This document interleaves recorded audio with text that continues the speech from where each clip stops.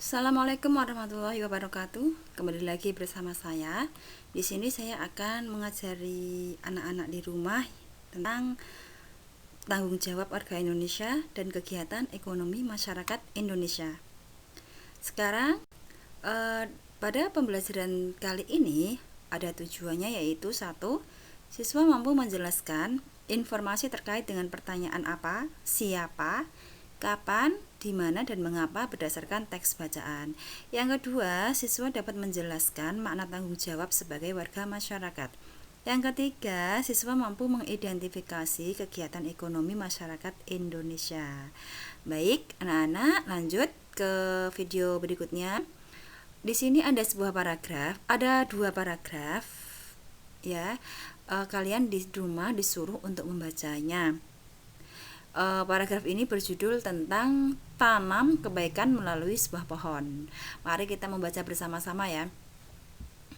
Pada paragraf pertama, sebuah pohon memainkan peran penting dalam keseimbangan ekosistem, seperti mengatur aliran air dan mempengaruhi pola cuaca.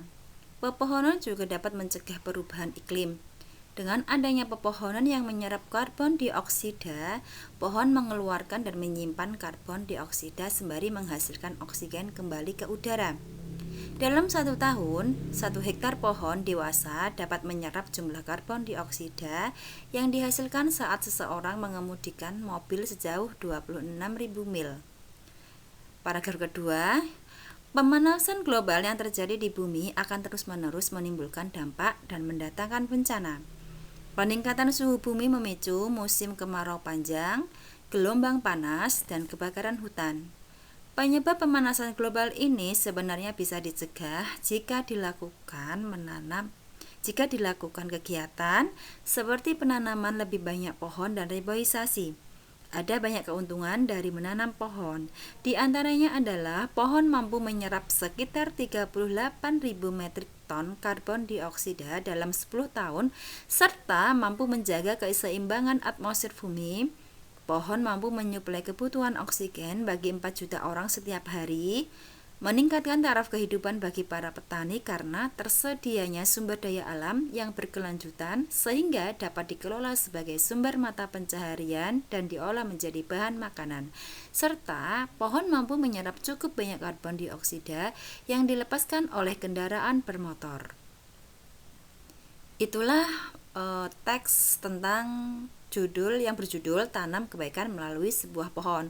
Sekarang tanggung jawab kita sebagai masyarakat berdasarkan teks bacaan di atas adalah, dari bacaan teks di atas, kita sebagai warga masyarakat Indonesia mempunyai tanggung jawab, yaitu dari teks di atas, kita sebagai warga masyarakat mempunyai tanggung jawab terhadap alam berupa menanam pohon sebanyak-banyaknya serta reboisasi agar alam tetap terjaga keseimbangannya, terhindar dari pemanasan global, serta menghasilkan oksigen di udara untuk manusia bernafas. Lanjut, sekarang kita akan belajar tentang tanggung jawab. Apakah tanggung jawab itu? Tanggung jawab adalah keadaan wajib menanggung segala sesuatunya. Tanggung jawab adalah kesadaran manusia akan tingkah laku atau perbuatannya yang disengaja maupun tidak disengaja. Tanggung jawab juga berarti berbuat sebagai perwujudan kesadaran akan kewajibannya. Tanggung jawab dibedakan menjadi beberapa jenis. Jadi di sini tanggung jawab itu dibedakan menjadi satu, tanggung jawab terhadap diri sendiri. Contohnya di sini adalah sebagai seorang pelajar harus menyadari dan mengerti untuk senantiasa belajar dan mengerjakan segala tugas yang diberikan oleh guru, baik di sekolah ataupun di rumah dengan sebaik-baiknya. Yang kedua, tanggung jawab terhadap keluarga. Contohnya di sini adalah sebagai seorang anak memiliki tanggung jawab kepada keluarganya untuk selalu menjaga dan melindungi nama baik keluarganya dengan cara bertindak dan berperilaku sesuai aturan yang ada di dalam masyarakat dan tidak melanggar aturan-aturan tersebut. Tanggung jawab berikutnya yaitu adalah tanggung jawab terhadap masyarakat. Penjelasannya di sini adalah manusia merupakan makhluk sosial Manusia sebagai makhluk sosial tentunya tidak dapat hidup sendiri dan harus bermasyarakat dengan individu lainnya. Oleh karena itu, setiap anggota masyarakat memiliki tanggung jawab yang sama dalam masyarakat. Misalnya tanggung jawab untuk menjaga kebersihan, yaitu seperti gotong royong ya. Gotong royong membersihkan selokan atau apa gitu. Terus keamanan itu seperti pos ronda gitu, dan ketentraman di lingkungan masyarakat. Tanggung jawab berikutnya yaitu adalah tanggung jawab kita terhadap negara. Penjelasannya di sini adalah setiap individu adalah warga suatu negara. Dalam berpikir, berbuat, bertindak, dan bertingkah laku, manusia tidak dapat berbuat semaunya sendiri.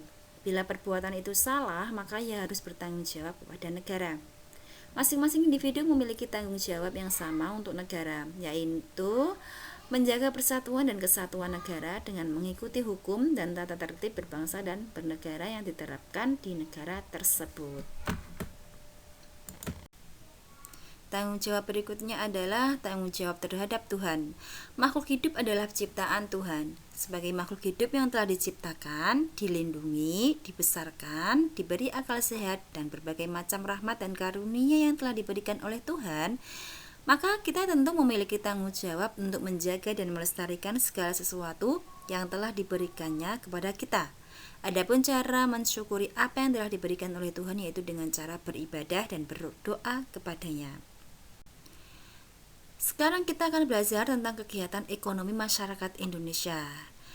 Apakah itu kegiatan ekonomi? Nah, kegiatan ekonomi adalah semua kegiatan yang dilakukan manusia untuk memenuhi kehidupan masyarakat. Sebagai negara kepulauan, Indonesia dikaruniai sumber daya alam melimpah. Karena ini sudah sepantasnya kita syukuri dengan memanfaatkannya secara bijak. Pemanfaatan sumber daya alam tersebut dapat dilihat pada berbagai bidang usaha seperti usaha agraris, peternakan, perikanan, kehutanan, pertambangan, perindustrian, dan perdagangan. Sekarang kita akan mengetahui kegiatan ekonomi masyarakat Indonesia yaitu secara agraris. Di sini ada gambar di mana para petani menanam padi di sawah ya. Agraris itu kita jelaskan seperti negara kita adalah negara agraris, berbagai jenis tanaman dapat tumbuh. Hasil tanah pertanian Indonesia antara lain padi, jagung, tembakau, kelapa sawit, karet, cengkih, palem, kopi, cendana, kayu putih, lada, dan teh. Kemudian kegiatan ekonomi masyarakat Indonesia selanjutnya adalah peternakan. Di sini ada gambar yaitu orang yang sedang memberi makan sapi ya. Itu termasuk peternakan. Di sini peternakan adalah usaha memelihara binatang peliharaan yang diambil manfaatnya. Usaha peternakan bisa digolongkan menjadi tiga, yaitu peternakan hewan besar seperti sapi, kerbau, dan kuda. Kedua, peternakan hewan kecil seperti kambing, domba, kelinci, dan babi. Dan peternakan yang ketiga yaitu unggas, yaitu seperti ayam, burung, itik, dan entok. Lanjut, kegiatan ekonomi masyarakat Indonesia yaitu perikanan. Di sini ada di laut orang-orang yang sedang menjual ikan-ikannya yang baru saja diambil dari laut. Kita lihat penjelasannya. Usaha perikanan dibagi menjadi dua macam, yaitu satu, perikanan laut, di mana perikanan laut ini adalah usaha menangkap ikan di laut dan membudidayakan ikan laut di tambak-tambak. Usaha penangkapan ikan laut dilakukan oleh nelayan tradisional. Yang kedua, perikanan darat. Usaha menangkap ikan di perairan darat seperti perairan waduk, danau, sungai, empang, sawah yang digenangi air. Selanjutnya adalah kegiatan ekonomi masyarakat Indonesia dari hal kehutanan. Hutan di Indonesia sangat luas. Hasil hutan di Indonesia diantaranya kayu, rotan, damar, dan kemenyan. Selain itu, hutan mempunyai fungsi yang sangat penting, yaitu menjaga keseimbangan alam. Pepohonan yang tumbuh di hutan membantu peresapan air ke dalam tanah. Dengan demikian bisa menghindari terjadinya banjir.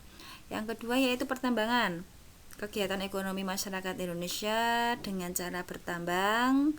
Penjelasannya yaitu Indonesia memiliki berbagai macam mineral.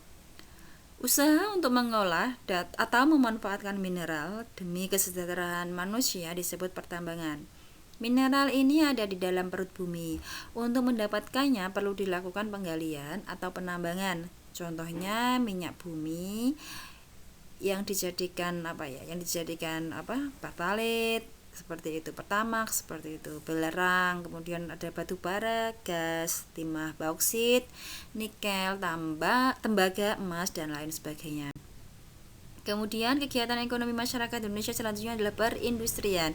Di sini ada gambar industri pabrik yang sedang membuat motor ya. Di sini itu perindustrian itu nggak cuma hanya membuat motor saja, tapi nanti saya jelaskan lebih jelasnya lagi ya. Kita lihat penjelasannya berikut ini. Industri adalah usaha atau kegiatan untuk mengubah bahan mentah menjadi bahan setengah jadi atau barang jadi.